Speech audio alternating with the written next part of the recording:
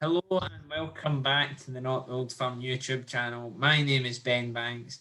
Sitting in a country that is going to the Euros next summer, I have literally never been able to say it. I didn't think I was going to be able to say it about half an hour ago, but here we are sitting after the penalty shootout victory over Serbia. If Scotland were going to do it, it was always going to be the hard way. It looked so comfortable at 1-0. Ryan Christie's excellent goal putting Scotland ahead, completely dominant, very similar to the games we saw last month before a moment of madness really at the back.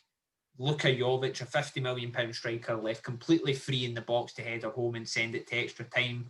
Scotland battered in extra time. I don't think anybody can say with a straight face they enjoyed extra time before yet again in penalties, Scotland 100% record in them. David Marshall with a big save, an iconic moment as he gestured to the referee to see whether it actually going to count as a save, and then the jubilation as well. Tears at the end from the players, a massive lift for the country. What were your thoughts on it, James? I was brilliant to see them go through. Great to see them go through, but the 30 minutes extra time and probably the last 15 minutes just had Scotland's glorious failure written all over it. There was a few times when you're watching that, you've seen it coming. The goal, the last minute goal was utterly criminal. How Jovic managed to get so much space in the 6-yard box in the 89th minute with 2 minutes injury time likely to come.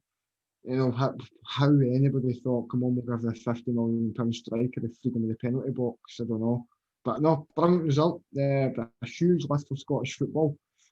I will say that the game itself probably raised a few more questions about Steve Clarke for me. His substitutions very nearly cost Scotland the game, I think. I get what you're saying. I do, but see, for me, Scotland's just got through at the major tournament for the first time since 1998. I'm not going to want here and say, and I mean, there's no hiding for it. No. Ollie McBurney and Callum Patterson, for me, were brought on to just batter about the back line for 10 minutes to tire them out and see out the game, and it clearly didn't work, and there were never going to be options that were going to do anything in extra time. Clarke gambled on them, and it just didn't work. But I'm not going to sit and... I mean, McBurney, to be fair to him, stepped up and took a penalty, put it away, albeit probably the calmest penalty, but also the most nerve-wracking penalty. But I don't think it's a time for nitpicking all the substitutions and things like that. Maybe in a couple of days when everybody's calmed down a bit. I think the main thing is just we did get there. In previous reigns, we wouldn't have got that. At 1-0, we'd have just completely folded and conceded 2 or 3. They actually managed to hold on, and then they actually managed to keep the ball in the penalty shootout. Kenny McLean again set him up to take the final penalty. He's got balls of steel, hasn't he? What is it?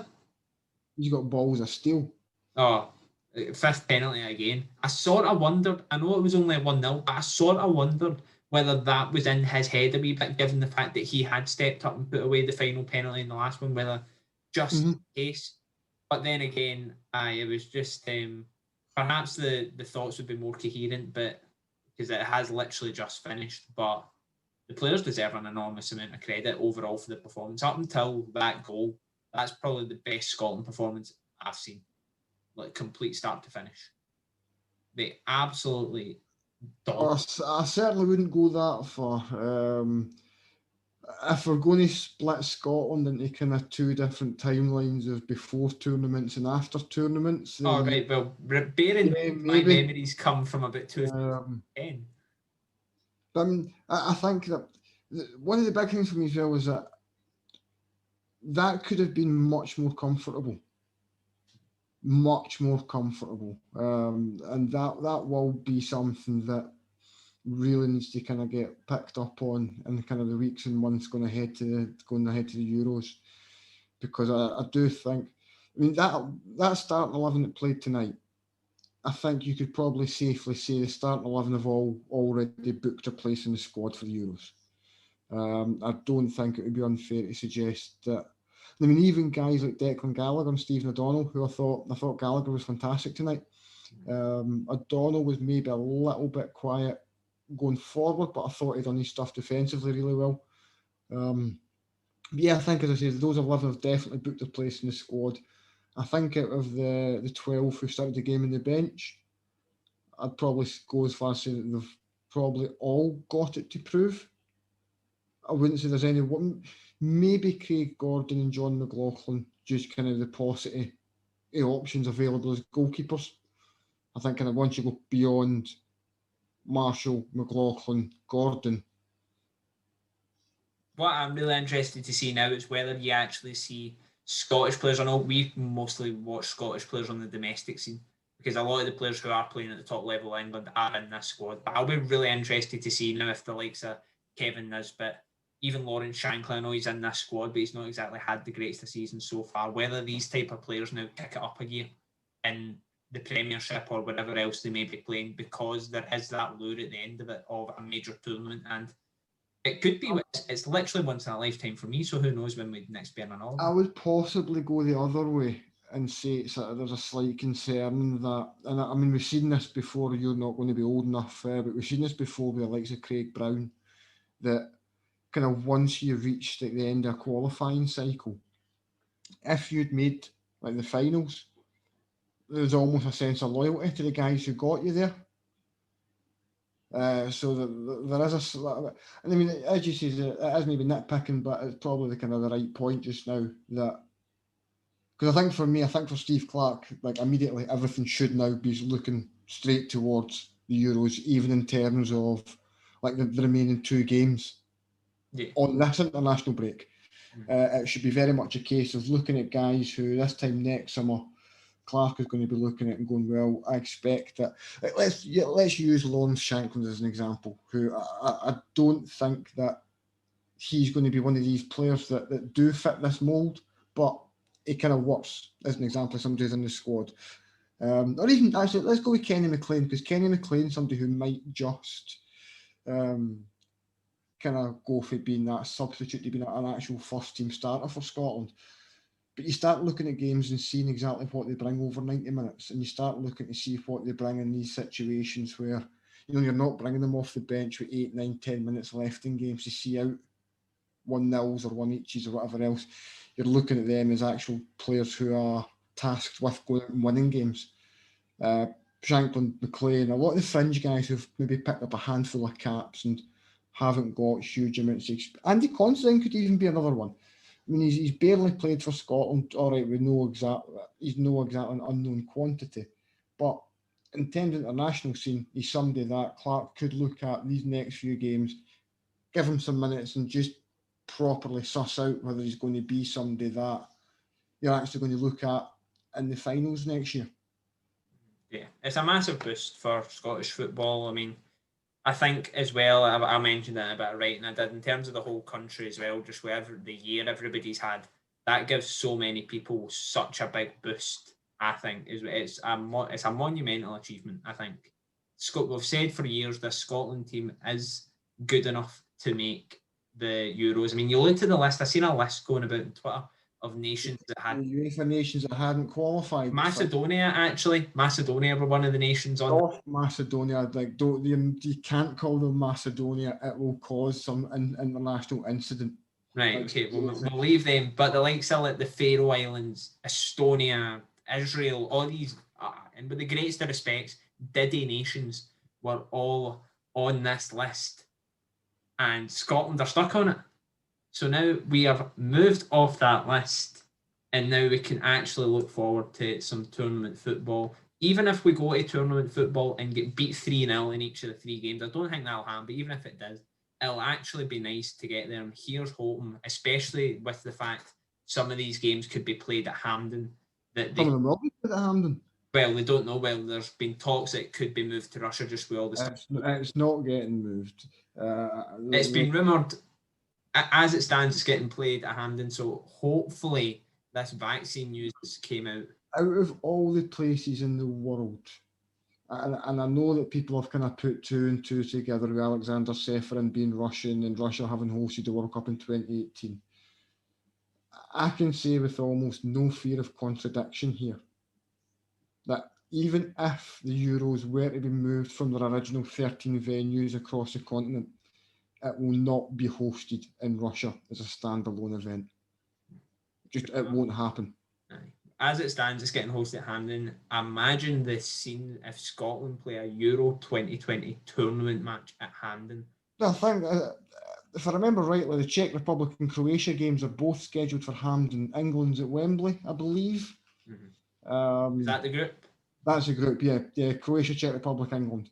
So if I remember correctly, it's the two... England match is fucking massive, isn't it? The two games at Hampden are those, and it's a huge incentive. I say, the funny thing for me is it actually kind of takes a little bit of the luster away from it. I get that. I do get that because Scotland at Hampden, it's nothing new to me.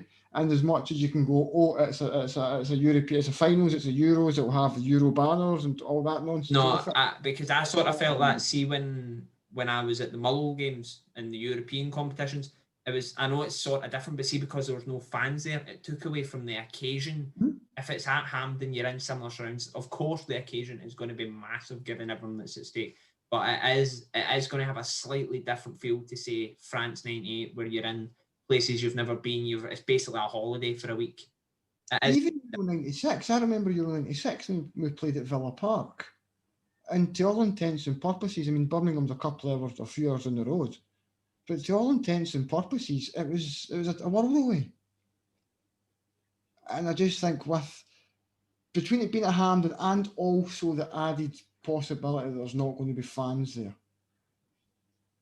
So you're not even going to kind of get that split where it may look a little bit different because you're not necessarily going to have like 80% Scotland fans in there.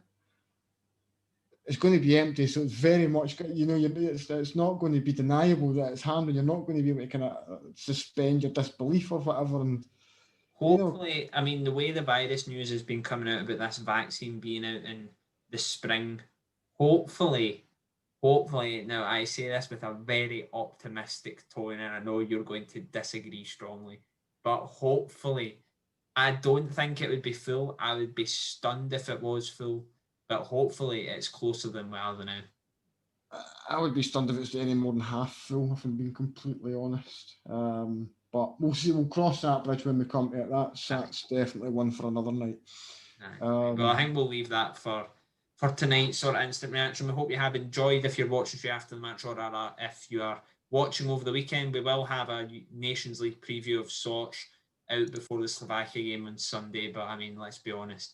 We will review it, we will look at those games because those games are still meaningful in terms of Scotland's qualification hopes for World Cup 2024. But I think after tonight, the nation's hopes do. Sorry, Ben, just to interrupt you there. Somebody just tweeted some of the fixtures, so this is the one that jumped out. Right. The Scotland versus England game.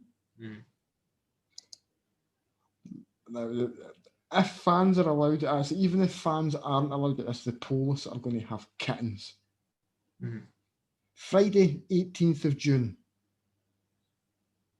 You've got Croatia versus the Czech Republic at 6 p.m. in Glasgow. So this is, I believe, these are Central European times. That'll be 5 p.m. UK time. At 8 p.m. UK time on Friday, the 18th of June, you've got England versus Scotland at Wembley on a Friday night. And you would like to think the way, I mean, I don't know. We don't know what the virus situation is going to look like tomorrow. Never mind in June. Even it doesn't matter if you can't get punters into this. Scotland is going to be a boozy wreck that night. Even down in England, see, because it is down at Wembley. Do not be surprised if there's. Oh, they go crazy for big tournaments, mate. They go absolutely tonto for it. I lived in England for a couple of World Cups and stuff. They go batshit mental for it. It's brilliant. It's exciting. It's definitely exciting. I know you've had a few, but it's definitely new for my generation. This build-up's going to be something that we've never seen before. I'm assuming it's going to be hyped up to holy hell when it comes to it. But I almost don't want to get myself too excited for it just now. I don't, mate, because I will. I'm sorry to be the bearer of bad news, but I can say quite comfortably from Scotland are shit at major tournaments, mate. I don't care. At least we're there. I do not care. I'd much rather be watching Scotland v England than Serbia v England. So I've got visions of this build up ending up like Ali's Army in 1978, and people genuinely think we're actually going to go and win the fucking thing. That's what it's going to be, and it might as well be, because I mean, if we're going to go off the fact we went 22 years without a tournament there, I mean, what age would I be then if we go another 22 years? I'll be what? Nearly my age. Aye, I'll be just over your age, 40, 41. Mental. You'll be near on bus pass age. I'll only be 22. I'm 56, mate. We're closing in. One more World Cup and you'd be there. Right, okay, we'll leave it for there since we're going down this road of bus passing stuff. We hope you have enjoyed. Like and subscribe to the channel. Keep an eye out for all our previews and stuff we'll have over the weekend. We'll have a review of the League Cup fixtures that are going on, because that's not been short of talking points either, as well as an exclusive interview on the channel over the weekend. We're going to have it out today, but I mean, there was a slightly bigger game going on, so we thought we'd push it back to give this game the attention it deserves. But keep an eye out for that over the weekend, one for Mullow fans in particular. But until next time, subscribe to the channel, like this video,